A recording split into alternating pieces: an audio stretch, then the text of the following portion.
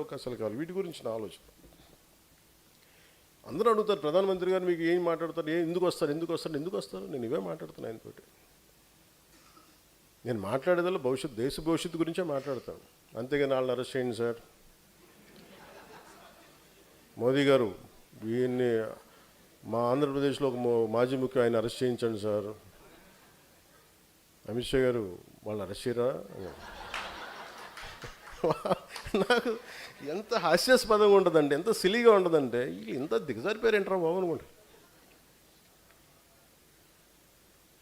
ఆ స్థాయి వ్యక్తుల దగ్గరికి వెళ్ళి ఒక ఖగార్ ఆపరేషన్ సమర్థవంతంగా నడిపిన ఒక అమిత్ షా గారి దగ్గరికి వెళ్ళి ఆర్టికల్ 370ని తీసుకెళ్ళి భారతదేశం సంపూర్ణ విలీనం చేసిన వ్యక్తి బెంగాల్లో కూర్చోబెట్టి మాట్లాడితే, ఇది మీరు హిందువుల పార్టీ అంటే కూర్చోబెట్టి ముస్లిం సమాజం కూడా బలంగా ఓట్లేసి అంత నమ్మకం సాధించారు అక్కడ.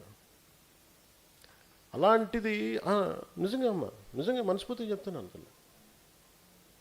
నేను సనాతన ధర్మం అంటే చాలామంది ఏమనుకుంటారంటే కూర్చోబెట్టి వీడు మూర్ఖమైన హిందూ ముస్లిం బతికినివ్వడం. అట్లా ఎందుకు అనుకుంటామా? మిమ్మల్ని మీరు ఎందుకు వచ్చారు? మీరు అర్థం చేసుకున్నందుకు మిగతా వాళ్ళు అర్థం చేసుకుంటే అసలు నన్ను ఆ మాట మాట్లాడతారా హసీనా గారు?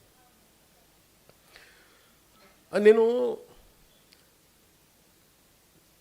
ఇలాంటి కూర్చోబెట్టి మాట్లాడే వ్యక్తులతో నేనంటే వెళ్ళి, సార్ ఆయన అరెస్ట్ చేయండి సార్, ఇంత దిగజారుడుగా మాట్లాడతాను. దానికి కథనాలు మళ్ళీ విశ్లేషకులు ఇప్పుడు చెప్పండి, ఇప్పుడు మనం ఏం జరిగి ఉండొచ్చు అంటారు. అది యాక్చువల్గా ఏం జరిగిందంటే అండి, ఆ రోజున ఢిల్లీలో మీకు గుర్తే ఉన్నట్టు పవన్ కళ్యాణ్ ఆ రోజున అక్కడి నుంచి హైదరాబాద్ వెళ్ళారు ఫ్లైట్లో, వారిని కలవటం జరిగింది.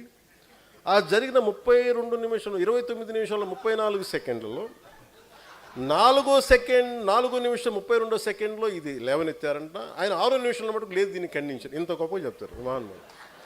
వీళ్ళందరూ కింద కూర్చున్నాను చెప్పండి. ఓకే అండి. నేను మనోహర్ గారికి చెప్పను నేనేం మాట్లాడాను, ఆయనకేం తెలుస్తుంది. ఏం మాట్లాడతాం నిజంగా ఆ స్థాయి వ్యక్తులు ఏం మాట్లాడతాం అంటే, నేను కోర్టులు చెప్పాలండి, ఈ దేశ ప్రధాన న్యాయమూర్తులకి ఒక మాజీ ముఖ్యమంత్రి ఇన్ని కేసులు పెట్టాడు అని నేను చెప్పాలా? ఆంధ్రప్రదేశ్ హైకోర్టు న్యాయమూర్తులకి నేను చెప్పాలా? వాళ్ళకి తెలియదా? సిబిఐ కోర్టులకి నేను చెప్పాలా?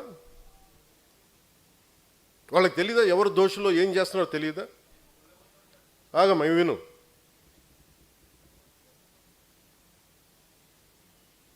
ఏ కేసుల్లో ఎవరు చేస్తున్నారో వాళ్ళకి తెలియదా? అందుకనే కదా దాఖలైన కేసులన్నీ. వీళ్ళకి మేము చెప్పాలా? అవమానం చేసినట్టుగా నిజంగా ఈ టీవీ సంస్థలు కానీ ఇలాంటి చేసే సంస్థలు నిజంగా ప్రజా సమస్యల గురించి మీరు ఎప్పుడన్నా మాట్లాడారా? ఇంత కలుషితం అవుతుంది, దీనివల్ల ప్రజలకు ఇంత ఆరోగ్యాలు పోయినాయి, అవి మాట్లాడరు మీరు. ఎంతసేపు ఎదవ చండాలపు రంకులు బొంకులు తప్ప మీరు మాట్లాడేది. చిన్నప్పుడు మేము ఏదో మ్యాగజైన్ గుర్తులేదు నాకు, ఏదో పేపర్ తెలుగు ఆంధ్రప్రభ అని తెలియదు, దాంట్లో ఫాలాక్షన్ డైరీ అని ఒకటి ఉండేది చిన్నప్పుడు. ఎప్పుడు చూడు దాంట్లో మొత్తం చూస్తే వాడు రంకులు మాకు అనిపించింది. మేము చదువుతుంది మా అమ్మ తిట్టేది, ఇదేంటో ఈ ఛానల్ని చందవంతో పాటు అది కూడా చదివాండి అని నాకు అనిపించేది. అట్లాగే మేము ఏదైనా చూద్దామంటే ప్రజలకి విఘ్నత కలిగించే మాటలు మాట్లాడతారా? విజ్ఞానం కలిగించే మాటలు చెప్తారు. ఎందుకంటే దానివల్ల ఓట్లు పడవు. పవన్ కళ్యాణ్ అని ఎవరిని తిడితే, పవన్ కళ్యాణ్ అని అమిత్ షా గారు కూర్చోబెట్టి ఒక కథనం కలిగితే చూస్తారు. నిజంగా మీరు వెళ్ళి కూర్చోబెట్టి ఎంత సమస్యలు ఉన్నాయి, 32,000 మంది ఆ రోజున మనకి గత ప్రభుత్వంలో వెళ్ళిపోయారు నేను చెప్తే అందరూ అపహాస్యం చేశారు.